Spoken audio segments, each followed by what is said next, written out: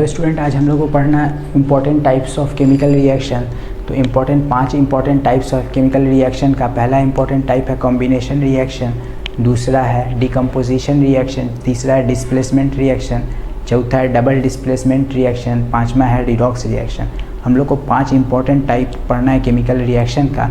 तो पहला जो है कॉम्बिनेशन रिएक्शन। कॉम्बिनेशन का मतलब होता है कि दो चीज़ कंबाइन करे, इतना तो जानते ही होंगे, दो चीज़ कंबाइन करे, दो चीज़ कंबाइन करके एक जब सिंगल सब्सटेंस बनाएगा, एक सिंगल प्रोडक्ट बनाएगा, जब तो दो सब्सटेंस मिलके एक सिंगल प्रोडक्ट बनाएगा, वैसे रिएक्शन को हम लोग कॉम्बिनेशन रिएक्शन बोलेंगे।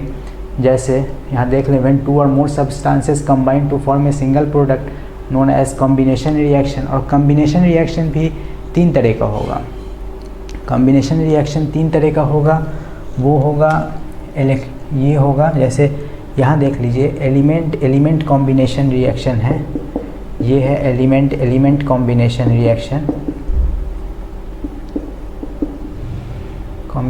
रिएक्शन, ठीक है। और ये है element compound combination reaction, element compound, और ये है कंपाउंड कॉम्बिनेशन रिएक्शन, ठीक है। तो अब हम इसको एलिमेंट क्यों बोले, हाइड्रोजन आप देख रहे होंगे H2 है, O2 है, तो इसको हम लोग कहेंगे हाइड्रोजन ऑक्सीजन से रिएक्ट करके वाटर बनाया और हीट निकला, हीट रिलीज़ हुई, ठीक है। इसी तरह मैग्नीशियम जो है ऑक्सीजन के साथ रिएक्ट करके मैग्नीशियम ऑक्साइड बनाया प्लस हीट निकलेगा यहाँ भी, ठीक है।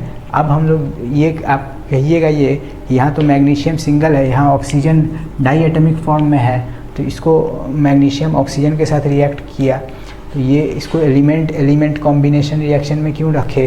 तो अब हम बता दें आपको, जैसे हाइड्रोजन है, ऑक्सीजन है, नाइट्रोजन है, और क्लोरीन है, फ्लोरीन है,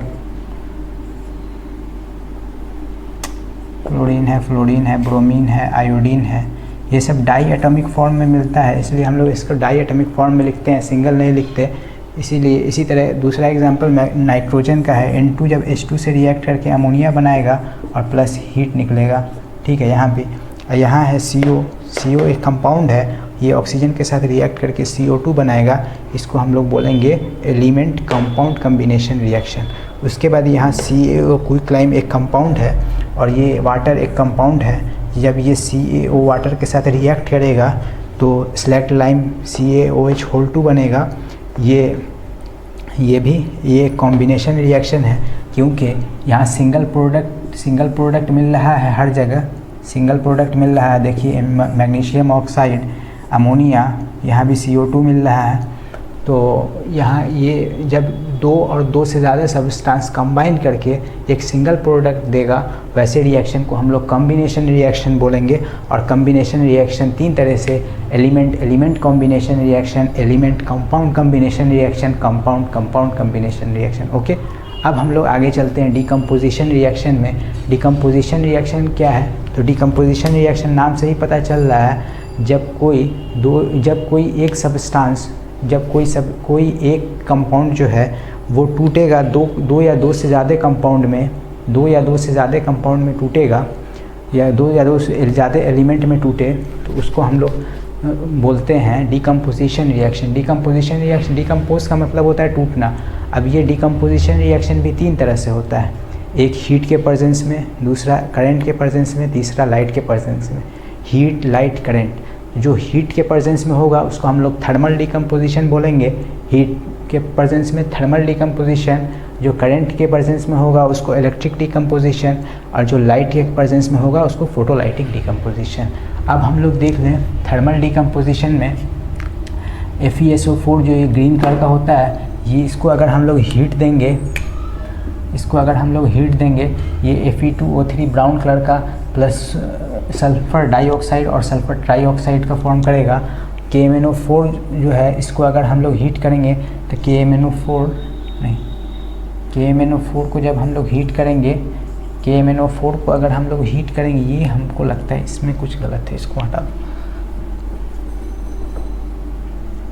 ठीक है, इसको हटा दो, ये एग्जाम्पल हमको याद नहीं आ रहा है अभी।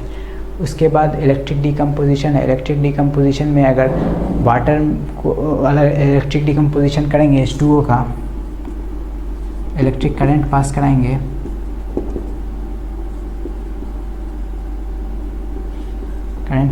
तो H2 और O2 में टूट जाएगा, इसको हम लोग इलेक्ट्रिक डिकम्पोजिशन बोलेंगे। सोडियम क्लोराइड में अगर इलेक्ट्रिक करंट पास कराएं तो ये Na+Cl2 में डिकम्पोज कर जाएगा, इसको हम लोग डिकम्पोजिशन रिएक्शन बोलेंगे। उसके बाद AgCl पे अगर हम लोग लाइट दें, अगर AgCl का रिएक्शन हम लोग लाइट के साथ करें, किसी भी लाइट के साथ, सनलाइट के साथ या एक घर के लाइट के साथ अगर AgCl का हम लोग रिएक्शन करें, इसमें हम लोग लाइट दें, ठीक है, तो ये Ag+Cl2 में टूट जाएगा और ये ग्रीनिश येलो कलर का होगा। और H2O2 में अगर हम लोग लाइट दें तो ये भी रिएक्ट करेगा पेरोक्साइड में, वाटर प्लस O2 बनाएगा। और HI है सबसे लास्ट में, यहाँ दिख रहा है नहीं दिख रहा है, इसको हम यहाँ लिख देते हैं, ये फोटोलाइटिक डिकम्पोजिशन का एग्जांपल। HI में अगर हम लोग लाइट दें तो ये हम लोग को H2+I2 बनेगा और ये पर्पल कलर का होगा, ठीक है।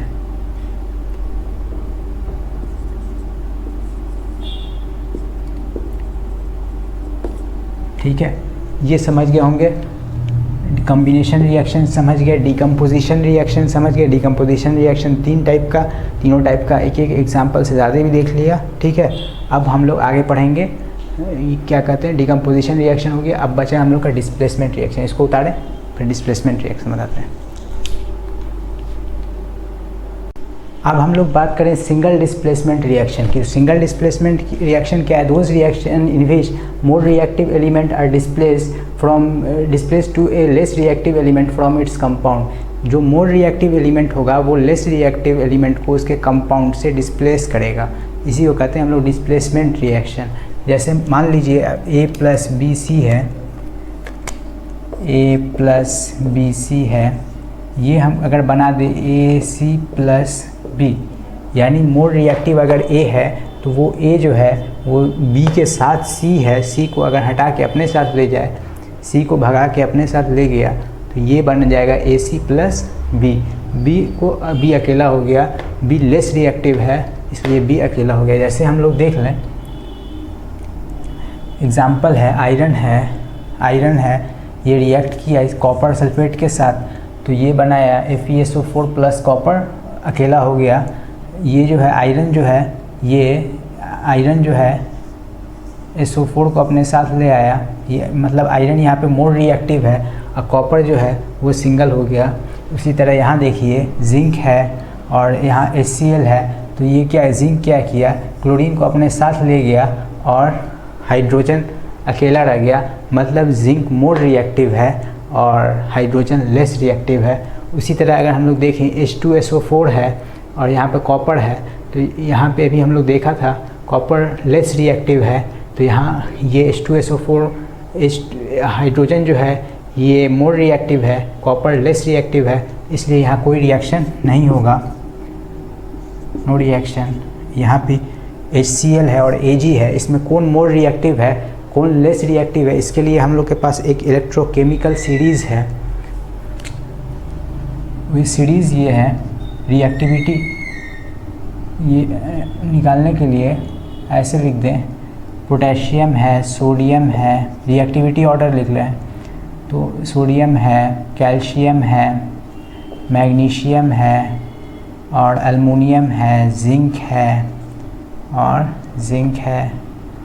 और आयरन है, टिन है, लेड है, हाइड्रोजन है और हाइड्रोजन के बाद क्या है, हाइड्रोजन है, कॉपर है, उसके बाद Ag है, Au है, प्लेटिनम है। इसको आपको याद करना पड़ेगा। Reactivity order of metal, reactivity order of metal में क्या है, सबसे पहले potassium, sodium, calcium, magnesium, aluminium, zinc, iron और उसके बाद टिन और लेड, हाइड्रोजन, कॉपर और सिल्वर और गोल्ड, प्लेटिनम, ऐसे आपको याद करना पड़ेगा। और reactivity order of non metal क्या है, तो reactivity order of non metal है क्लोरीन, फ्लोरीन, ब्रोमीन, आयोडीन, ठीक है। ये reactivity order of non metal है, मतलब पोटेशियम सबसे ज़्यादा रिएक्टिव है, उससे कम सोडियम, उससे कम कैल्शियम, उससे कम मैग्नीशियम, उससे कम अल्मुनियम, उससे कम जिंक, उससे कम फ्लोरीन, उससे कम टिन, इसी तरह से रिएक्टिविटी सीरीज़ है। तो इसी तरह से यहाँ देख लीजिए H2SO4 प्लस कॉपर है, तो हाइड्रोजन जो है जो ज़्यादा रिएक्टिव है, कॉपर कम रिएक्टिव है, इसलिए रिएक्शन नहीं होगा। यहाँ देखिए हाइड्रोजन ज़्यादा रिएक्टिव है, सिल्वर कम रिएक्टिव है, इसलिए यहाँ भी रिएक्शन नहीं होगा। उसी तरह H2SO4 प्लस Au या Pt कर दो तो प्लेटिनम के साथ या गोल्ड के साथ कर दो तो क्या कहते हैं H2SO4 अगर गोल्ड के साथ रिएक्शन करेगा, हाइड्रोजन ज़्यादा रिएक्टिव है प्लेटिनम से, हाइड्रोजन ज़्यादा रिएक्टिव है गोल्ड से, इसलिए यहाँ रिएक्शन नहीं होगा, नो रिएक्शन। उसके बाद आते हैं डबल डिस्प्लेसमेंट रिएक्शन के। डबल डिस्प्लेसमेंट रिएक्शन में देखिए जैसे AB है, AB प्लस CD है, तो ये डिस्प्लेसमेंट रिएक्शन में क्या होगा, A इसके साथ भाग जाएगा D के साथ और ये BC हो जाएगा, B जो है वो C के साथ चला जाएगा, मतलब दोनों एक दूसरे के साथ भाग जाएगा। इसमें देख लीजिए Na2SO4 है, यहाँ BaCl2 है, तो यहाँ BaSO4 हो गया, NaCl2 हो गया, तो ये हो गया येलो प्रेसिपिटेट बन गया। यहाँ प्रेसिपिटेट क्या है, इनसॉल्युबल सॉलिड है। इनसॉल्युबल सॉलिड जो सॉल्यूशन से अलग इनसॉल्युबल सॉलिड हो जाए, जैसे पानी में पत्थर डाल दें और पत्थर को घोलें तो पानी में पत्थर तो घुलेगा नहीं, वो इनसॉल्युबल सॉलिड हो गया। उसी तरह से इनसॉल्युबल सॉलिड हो गया और रिएक्शन में पार्टिसिपेट नहीं करेगा। उसी तरह AgNO3 है, NaCl है, तो AgCl अलग हो गया, NaNO3 अलग हो गया, मतलब क्या हुआ, AB जो है AB प्लस CD है, तो A जो है वो D के साथ चला गया, B और C के साथ चला गया। इसी तरह से की रिएक्शन को हम लोग बोलेंगे डबल डिस्प्लेसमेंट रिएक्शन। उसके बाद आता है रिडॉक्स रिएक्शन। रिडॉक्स रिएक्शन क्या है, रिडॉक्स रिएक्शन है oxidation reaction plus reduction reaction. तो ऑक्सीडेशन रिएक्शन क्या है, ऑक्सीडेशन रिएक्शन है oxidation plus reduction. Oxidation reaction है गेन ऑफ ऑक्सीजन या लॉस ऑफ हाइड्रोजन। अगर किसी रिएक्शन में ऑक्सीजन का गेन हो रहा है उसको हम लोग ऑक्सीडेशन बोलेंगे, और या अगर हाइड्रोजन का लॉस हो रहा है उसको हम लोग ऑक्सीडेशन बोलेंगे। उसी तरह जैसे यहाँ कॉपर है और ऑक्सीजन है, तो इस कॉपर ने ऑक्सीजन गेन किया है, इसको हम लोग ऑक्सीडेशन बोलेंगे इस रिएक्शन को। यहाँ जिंक है, ऑक्सीजन है, जिंक ने ऑक्सीजन गेन किया है, इसलिए हम लोग इसको ऑक्सीडेशन रिएक्शन बोलेंगे। और उसके बाद आता है रिडक्शन। रिडक्शन में क्या है, जस्ट उल्टा कर दीजिए, यहाँ कर दीजिए गेन ऑफ हाइड्रोजन और यहाँ कर दीजिए लॉस ऑफ ऑक्सीजन। ठीक है, लॉस ऑफ ऑक्सीजन। ठीक, जैसे CuO है प्लस H2 है, तो ये बनाएगा H2O, यानी कि Cu ने ऑक्सीजन लॉस किया है, इसलिए Cu ये जो है ये रिडक्शन रिएक्शन है। और इसी तरह यहाँ जो है H2 है, Cl2 गैस है, H2 है, इस पर अगर हम लोग लाइट के इसमें प्रेजेंस में अगर रिएक्शन कराएंगे तो HCl बनेगा, यानी कि इसने हाइड्रोजन लॉस किया है।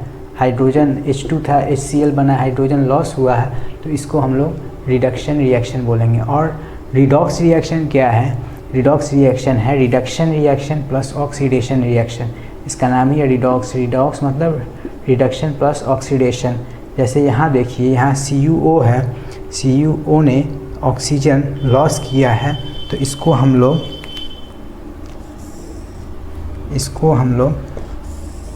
ये हुआ reduction implies loss of hydrogen, loss of oxygen. Oxygen loss किया तो रिडक्शन हुआ। और H2 जो है ये ऑक्सीजन गेन किया है, इसको हम लोग बोलेंगे gain of oxygen. Gain of oxygen implies oxidation. तो ये ऑक्सीडेशन और रिडक्शन जिस रिएक्शन में साथ साथ हो उसी को हम लोग रिडॉक्स रिएक्शन बोलेंगे। यहाँ देखिए PbO है, यहाँ Pb ने ऑक्सीजन लॉस किया है, इसलिए ये कहलाएगा रिडक्शन। और उसके बाद कार्बन ने ऑक्सीजन गेन किया है, तो ये कहलाएगा ऑक्सीडेशन। ओके, और जिस रिएक्शन में ऑक्सीडेशन और रिडक्शन दोनों साथ साथ होगा उस रिएक्शन को हम लोग रिडॉक्स रिएक्शन बोलेंगे। ठीक है, इसके बाद एक और चीज़ आता है कि रिडॉक्स रिएक्शन हो गया, इसके बाद एक और चीज़ आता है, इसको लिख लीजिएगा, हम हट जा रहे हैं, लिख लीजिएगा। ठीक है, उसके बाद एक और चीज़ आता है कि रिड्यूसिंग एजेंट और ऑक्सीडाइजिंग एजेंट क्या है। तो देखिए, कॉपर है, ये ऑक्सीजन ले रहा है, ये इस रिएक्शन में ऑक्सीडेशन हो रहा है, तो कॉपर ऑक्सीजन ले रहा है, तो ऑक्सीजन जो ले रहा है वो ऑक्सीडेशन रिएक्शन कर रहा है, और जो ऑक्सीडेशन रिएक्शन करेगा वो अच्छा रिड्यूसिंग एजेंट कहलाएगा, और जो रिडक्शन रिएक्शन करेगा वो अच्छा ऑक्सीडाइजिंग एजेंट कहलाएगा। ठीक है, ऑक्सीडाइजिंग और रिड्यूसिंग एजेंट उल्टा होगा, ऑक्सीडाइजिंग एजेंट वो होगा जो रिडक्शन रिएक्शन करेगा, और रिड्यूसिंग एजेंट वो होगा जो ऑक्सीडेशन रिएक्शन करेगा। ठीक है, उसके बाद आता है क्रोजन, उसके बाद आता है क्रोजन। क्रोजन क्या है? ये रस्टिंग ऑफ आयरन है। ये क्या कहते हैं, आयरन अगर मॉइस्चर के प्रेजेंस में रहेगा तो क्या कहते हैं, रस्ट कर जाएगा, उसी को हम लोग क्रोजन कहेंगे। और उसके बाद है रेंसिडिटी, ये आपकी किताब में है रेंसिडिटी क्या है? रेंसिडिटी ये है कि कोई फैटी चीज़, ऑयल कंटेनिंग चीज़ जो है वो अगर मॉइस्चर के कांटेक्ट में रहेगा या बहुत देर खुला रह जाए तो वो भी ख़राब होता है। इसीलिए हम लोग देखते हैं लेस के पैकेट में, लेस कुरकुरे के पैकेट में N2 गैस डाला जाता है, क्योंकि वो उसके प्रिवेंशन के लिए डाला जाता है कि वो ख़राब ना हो। क्रोजन, रेंसिडिटी, इसी के साथ ये चैप्टर ख़त्म है। ओके।